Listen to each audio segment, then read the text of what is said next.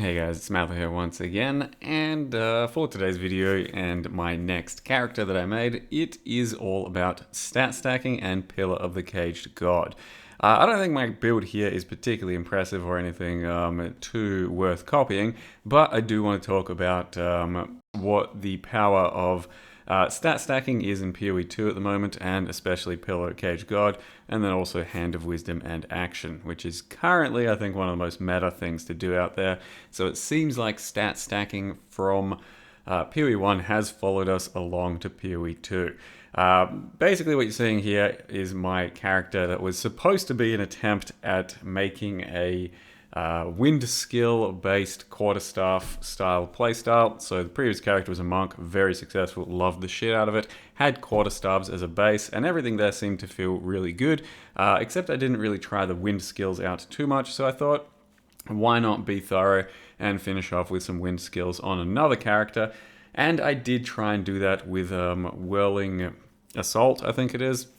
That was the primary goal of the character, try out Whirling Assault and also whatever other wind skills we have, and try and make a thing of it with Pillar of the Caged God as a strength stack, as a Witchhunter, because, well, you can do whatever you want with ascendancies, and I wanted to take explosions from Witchhunter to try them out for the first time.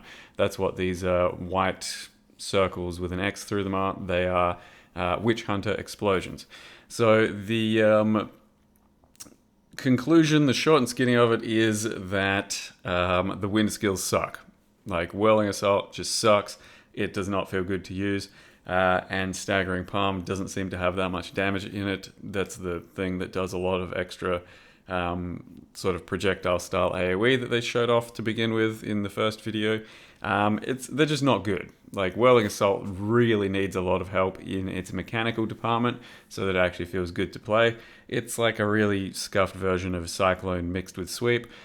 So what you're seeing in the end is the basically last thing that I could have tried for wind style skills, and that is vaulting impact, I think, something like that. And it just ends up being a big fucking right-click pole vault style build all over the map. Pretty, slow going, but fairly impactful. They have nailed some of the kind of impact on some of these skills where it feels heavy, feels big, feels pretty good to just roll around and smash things down. It is kind of slow ultimately because, like, a lot of these things that have problems have a built-in extra attack time, so you can't take them down below a certain threshold of attack speed, and they're always going to feel a lot slower than anything would have otherwise in PoE 1. And that is largely why the mace skills on warriors as their default feels so bad sometimes, and largely why some of these things feel so bad as well. Because Whirling Assault has a built-in attack time, you can't take it down below like 1.4 seconds, something like that. Likewise with this Vaulting Impact, no matter how much attack speed you get, it's always going to have this like extra base of attack time where it's going to have to take time to fulfill that attack, no matter what. So yeah, the end result is basically this. You don't really scale attack speed too much because it's just not worth it. You can't get it below a certain threshold. So then you try and just get everything else. And in this build, I went for a lot of crit. I went for a decent amount of crit damage. So that pretty much every single little roll and explosion would be trying to one-shot the whole screen or whatever is currently nearby at the very least. So you strength stack with Pillar of the Caged God. You can do whatever you want with that. That's Whirling Assault that you're seeing, comboed with Bell, of course, because Bell is pretty OP, or rather, just really strong, let's say. You combo Pillar of Caged God with whatever you want for flat damage, because it'll scale all of your flat damage. It's just weapon damage per strength. And yeah, we went with fire damage, a little bit of cold damage. You can just go flat fizz and then go a fizz-based character. You can go lightning, cold, fire, wood, chaos, whatever the fuck you want. However you get that flat damage, it will make whatever damage you do pretty OP because you can get a lot of strength, which turns into a lot of weapon damage with Pillar of the Caged God. it's pretty common to do it with Hand of Wisdom and Action at the moment because you can get a lot of dual stat stacking happening with Pillar and Hand of Wisdom and Action, and then you can do whatever you want with it. Realistically, this character isn't really that bad. It's just like the skills I've chosen are just a bit scuffed, and if I wanted to turn this into my previous monk with just better skills, I could do so easily. But I didn't want to just play basically the same character twice, just built completely differently. So I went with the full struggle and committed to this type of a build. It is a Witchhunter, which just is kind of an effective overall character. It really doesn't matter what you do with it. I think it's like pretty much anything can be a Witchhunter and do good, just because it's got Cull, Decimating Strike, which takes off a bunch of monster life to begin with, and Explosions. Like, that's just good overall generic power that anything can kind of take advantage of. But it is much more common to do a stat stacker as a gemling because you can get twice as much effect out of your strength stack, or well, any stack, but in particular, twice as much effect out of your strength stack to give you a lot more life, and it'll also solve stats for you, where for your other abilities. Because I did have to go out of my way to get int and dexterity on this character, where you otherwise would not need to as a gemling, and then also you really cannot underestimate the power of using a second. Using your support gems twice, a secondary use, because you really do start to run out of support gems that are useful and just start using some pretty inefficient bad supports. I end up clearing a full sanctum on this character, largely just because I got really good boons overall. The playstyle isn't terrible, but yeah, character wasn't anything too special. It was just got some good boons and tried to do some mechanics, and it all kind of worked out. So with that, I am moving on from the character, but I want to show you how I built it in its entirety in case you want to get some ideas from it or do something similar. So real quick, the character made it to level 85, 670 strength. A large amount of your strength just comes from the passive tree, turning all your travel nodes into strength instead of anything else. But you do get strength from like pretty much everywhere else you can in just little amounts. So this kind of strength you kind of hit, or you hit like 500 plus strength pretty early on, and that's when Pillar of the Cage God starts to really take off. It's weapon damage per strength, so it's a lot stronger than its counterpart in PoE 1, and yeah, like I said, you can do any kind of flat damage towards it because it starts out with basically no damage, so then it's your job to give it a lot of damage so that you can take advantage of all that weapon damage. So you start out early on with a pillar that has, let me see if I've got one laying around. You start out with a pillar pretty early on. Maybe I've got one, maybe I don't remember. There it is.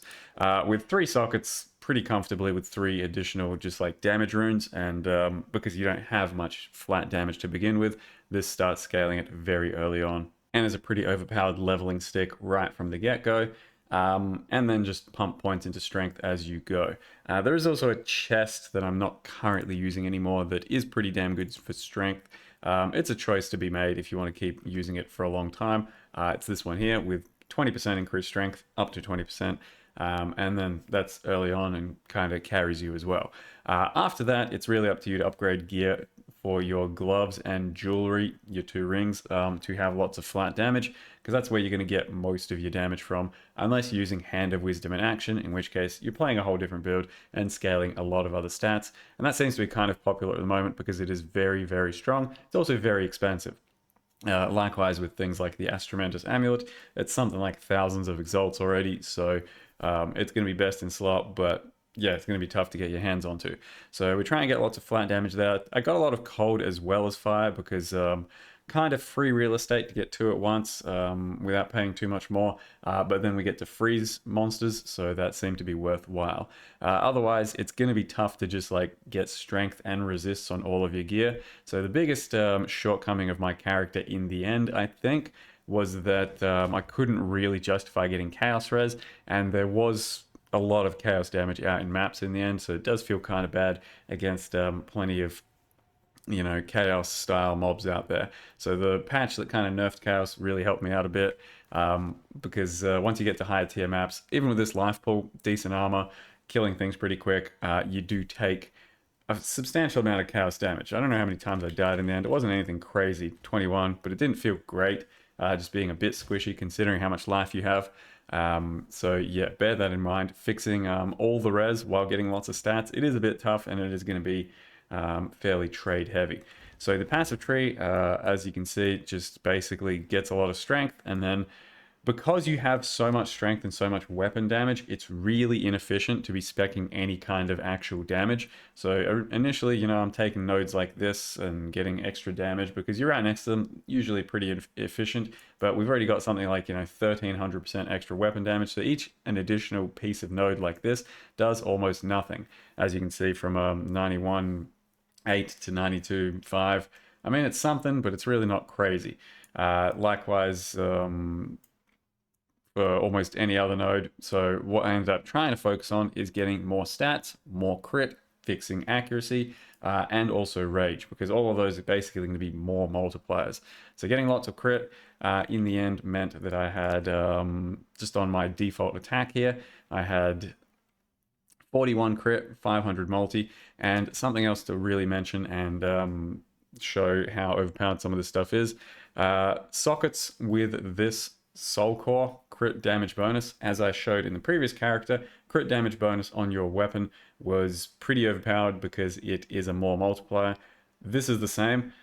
These soul cores act as a more multiplier, so it's not just 36 extra crit multi, it's 36 more. So if you have the right weapon on your previous monk, or any character that has 39, I think you can go up to, like, crit multi on it, and then you manage to get 3 sockets, you can almost double the crit multi on your character just from the weapon alone. It's pretty fucking crazy, so keep in mind that this is a more multiplier. That's why I'm no longer using flat fire here. I upgraded out of it once I had enough elsewhere.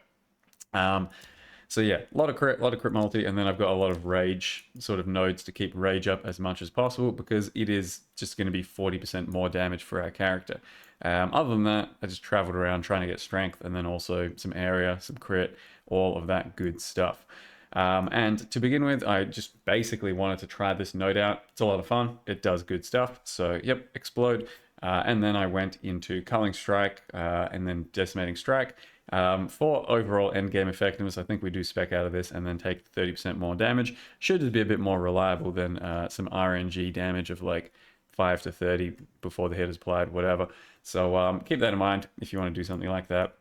You can, but yeah, overall, Witchhunter, while very cool ascendancy for the stat stacking, Gemling's probably better.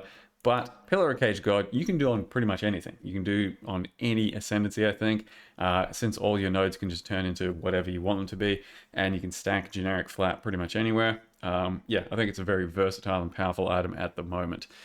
So the rest of my character, what we're doing here, I was using default attack a bunch for like kind of just single target early on. So we've got attack speed, elemental focus, primal armament, and immolate. For whirling assault, this is what I tried to use. I had some other links there and it was trying to be my single target. In the end, I kind of just got rid of it and I wasn't doing it anymore because it is kind of scuffed.